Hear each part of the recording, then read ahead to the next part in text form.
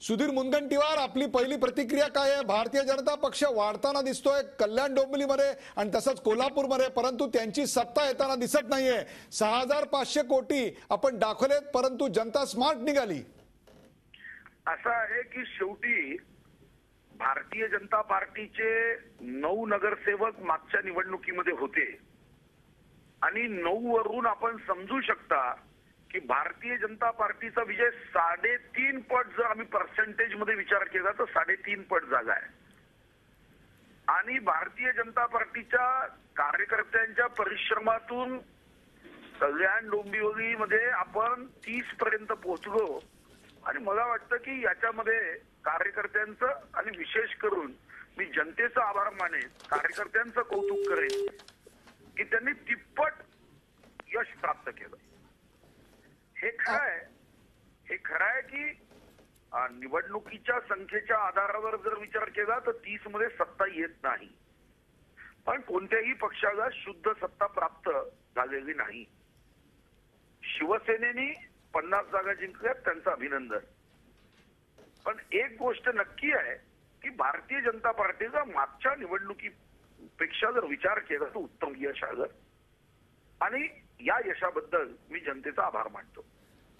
एक प्रकारे सुधीरजी, कल्याण डोंबिवलीमध्ये स्वतः मुख्यमंत्री प्रचारात उतरले. ते अत्यंत ताकदीनं प्रचार करायला शिवसेनेला शिवसेनेच्या भाषेत उत्तर दिलं, परंतु वाघानं आपला पंजा मारला आणि आपल्याला विरोधी पक्षात बसावं लागतंय आणि त्याच वेळेला राज्यामध्ये त्यांच्याबरोबर सहयोग करावा लागतंय. ही विरोधाभासाची भूमिका आपण कशी बजावणार? मला वाटतं की जेव्हा संयुक्त सरकार असतात तेव्हा विरोधाभासाची भूमिका असू शकत नाही. अनेकदा 95 ते 99 मध्ये अनेकदा असं झालं की आम्ही युतीमध्ये सरकारमध्ये होतो, पण काही जिल्हा परिषद आणि महानगरपालिकेमध्ये एकत्र येत नव्हतो. एनडीए मध्ये आम्ही सोबत होतो, पण शिवसेनेने काँग्रेसच्या राष्ट्रपती उमेदवाराला पाठिंबा दिला. आणि अशा घटनांतून काही युतीवर परिणाम होतो असं मला वाटत नाही. एकदा नव्हे दोनदा एनडीए मध्ये असतानाही शिवसेनेने काँग्रेसला पाठिंबा दिला होता. या कारणाने काही युती धोक्यात येते का? युती धोक्यात येत नाही. स्थानिक स्वराज्य संस्थांच्या निवडणुकीमध्ये एकत्र येऊन निवडणूक अनेकदा लढवल्या जात नाही. मला आठवतं की नाशिकमध्ये तेव्हा शिवसेना भाजप यांच्या स्वतंत्र भूमिका झाल्या, मनसेला पाठिंबा देण्यात आल्या, तर त्यातून का आमच्यामध्ये अडचणी निर्माण झाल्या का? ठाणे महानगरपालिकेमध्ये काँग्रेसची मदत शिवसेनेने घेतली, त्यामुळे काही परिणाम झाला का? अशा घटनांचा परिणाम मला वाटतं की युती म्हणून, युती ही अभेद्य आहे. अशा घटना राजकारणामध्ये जेव्हा 2 स्वतंत्र पक्ष असतात तेव्हा अशा घटना होत असतात, पण याचा परिणाम सत्तेवर होईल, सरकारवर होईल असं मला तर वाटत नाही. केडीएमसी मध्ये एमआयएमची एंट्री झालेली आहे आणि एमआयएमला 4 जागा मिळाल्या आहेत. मुंबई महानगरपालिकेमध्ये हा मुद्दा अत्यंत महत्त्वाचा असू शकतो. मुंबई महानगरपालिकेमध्येच हिंदुत्वाचा जर मुद्दा निघाला जसा तो केडीएमसी मध्ये निघालेला होता, तर त्याचे काय परिणाम भारतीय जनता पक्षाला भोगावे लागतील, आपल्याला काय वाटतंय सुधीर मुनगंटीवार? असं आहे की कोणत्याही पक्षाला कोणतेच परिणाम भोगावे लागत नाही, भोगावे लागतात जनतेला. कारण चांगली सरकार, चांगले पक्ष सत्तेवर आले तर जनतेच्या विकासाची कामं होतात. एखादा पक्ष निवडणुकीत हारला आणि जिंकला म्हणून त्याचं मूल्यमापन आपण त्या पक्षाच्या संदर्भामध्ये करता येत नाही, कारण शेवटी लोकशाही आहे. लोकशाहीमध्ये कधी कधी आपण फक्त निवडून आलेल्या संख्येचं गणित बघतो. मतदान कसं झालं, त्याचा ट्रेंड काय आहे, त्याच्या पर्सेंटेज मध्ये ज्याच्याबद्दल तुम्ही अतिशय अभ्यासक आहात. मी सुरुवातीच्या काळात तुमची पुस्तकं वाचली आहे उदयजी, की तुम्ही याच्यामध्ये अभ्यासक आहात. हा ट्रेंड प्रत्येक पक्षांनी बघितला पाहिजे. अनेकदा असं होतं की जेव्हा आपण जिंकतो, म्हणजे भारतीय जनता पार्टीचंही हे सूत्र लागू आहे, तेव्हा आपण त्या मतदारांचं विश्लेषण करत नाही आणि मग त्या यशामध्ये पुढच्या अनेकदा पराभवाची बीज असतात. एखादा पराभव असतो त्याच्यामध्ये पुढच्या विजयाची बीज असतात.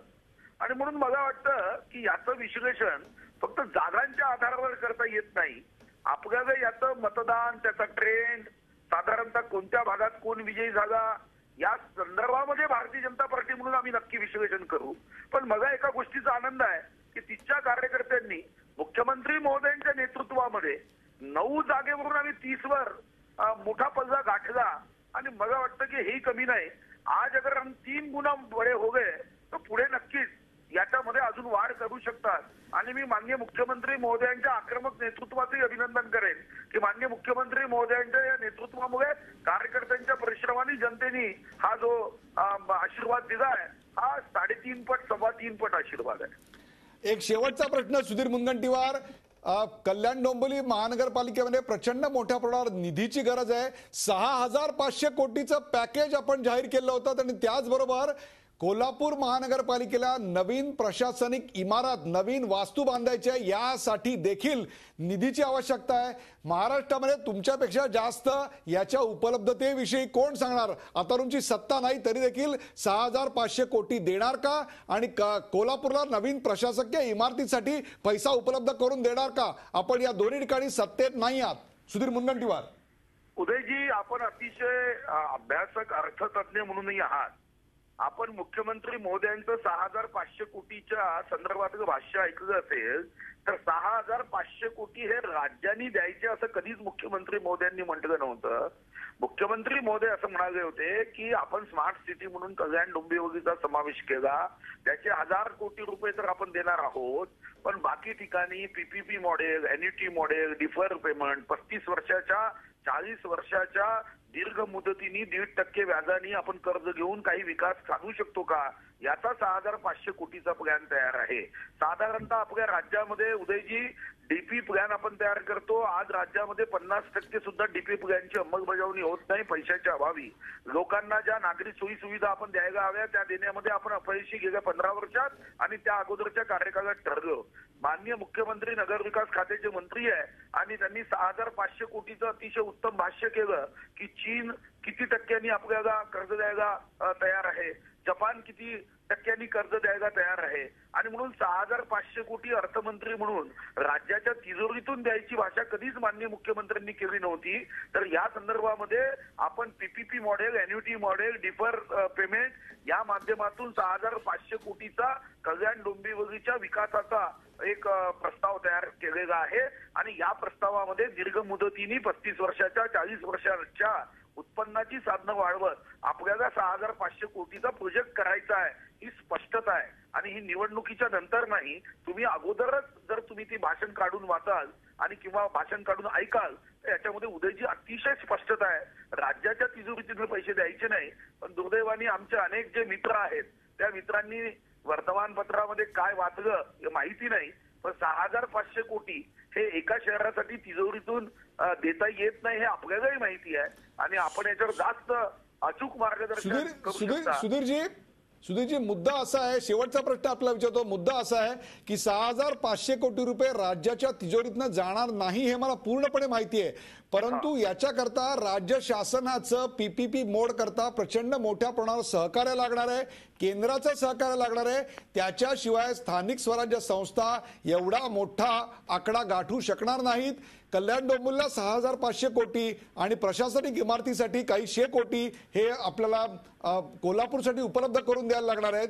आपली तिकडे सत्ता नाही म्हणून सुधीर मुनगंटीवार त्यांना सापत्न भावाची वागणूक देणार नाहीत अर्थमंत्री म्हणून, याची आपण आज मतदारांना ग्वाही देऊ शकाल का? शेवटी या दोन्ही ठिकाणी 9 वरून 35 वर आणि 4 वरून तुम्हाला जवळपास 17-18 जागांवर मतदारांनी विजयी केलेला आहे कल्याण डोंबिवली आणि कोल्हापूरमध्ये. नाही, आपण म्हणतात ते बरोबर आहे. आम्ही कधीच अशी सापत्नपदाची वागणूक देत नाही. कारण शेवटी आज जर मतदारांनी आम्हाला पूर्ण सत्ता दिली नसली तरी मतदारांच्या मनामध्ये सत्तेविषयी प्रेम, आस्था आणि त्यांच्या मनामध्ये भारतीय जनता पार्टीबद्दल भविष्यामध्ये प्रेम निर्माण व्हावं याकरता अशा पद्धतीची वागणूक जी काँग्रेस राष्ट्रवादीच्या राज्यामध्ये होती अशी वागणूक कधीच दिल्या जाणार नाही. आणि नंतर दुसरी एक महत्वाची गोष्ट आहे उदयजी की शिवसेना हा आमचा मित्र आहे. शिवसेनेची सत्ता येणे याचा अर्थ काही आमच्या शत्रू पक्षाची सत्ता येणे असा होत नाही.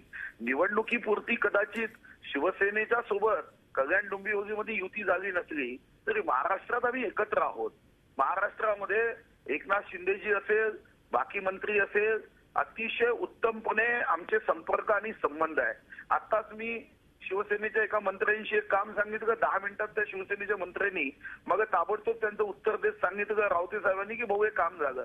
मला वाटतं की त्या निवडणुकीच्या अशा प्रसंगातून काही संबंध खराब होत नाही आणि शिवसेनेचं कल्याणमध्ये महापौर बसणे याचा अर्थ तो युतीचाच अप्रत्यक्ष महापौर आहे. आम्ही एकत्र बसलो नाही एवढाच त्याचा एक अर्थ आहे. पण याचा अर्थ महाराष्ट्रामध्ये भाजप शिवसेनेचं सरकार असताना अशी सावत्रपणाची वागणूक कशी दिली जाईल. एकनाथ शिंदे हे त्या जिल्ह्याचे पालकमंत्री आहे, पुढेही राहतील आणि शेवटपर्यंत राहतील. त्यामुळे मला वाटतं की असे प्रश्न उपस्थित होत नाही. कल्याण डोंबिवली सोबतच आपण कोल्हापूरचा प्रश्न केला. चंद्रकांत दादा त्या जिल्ह्याचे पालकमंत्री आहे आणि त्यासाठी कोल्हापूरमध्ये सुद्धा याच भावनेने काम केलं जाईल. निवडणुका येतात आणि जातात. विजयाने माजायचं नाही आणि पराभवाने लाजायचं नाही या सूत्राने आम्ही काम करतो. शेवटी लोक श्रेष्ठ आहे. ईश्वराचा अंश असणारा मतदार आज प्रसन्न झाला नाही म्हणून काही आपण त्याची विकासाची कामं करणं आपण थांबवत नाही. आपण पूर्ण शक्तीने ईश्वराचा अंश असणाऱ्या या मतदारांची सेवा केली तर मला विश्वास आहे तो आज कदाचित पूर्ण शक्तीने प्रसन्न झाला नाही पण भविष्यात तो प्रसन्न झाल्याशिवाय राहणार नाही. आपण आपलं काम चांगलं ठेवलं. बरोबर आहे सुधीरजी. म्हणजे एक प्रकारे सुधीरजी आपण अर्थमंत्री म्हणून जरी आपली सत्ता आली नसली तरी या 2 महानगरपालिकांच्या बाबतीत कोणत्याही प्रकारची सापत्नभावाची वागणूक देणार नाही आणि शेवटी शिवसेनेचा महापौर बसला तरी देखील तो अप्रत्यक्षपणे युतीचाच आहे असं म्हणून भावी राजकारणाच्या संकेत दिले. झी 24 तास रहा एक पाऊल पुढे.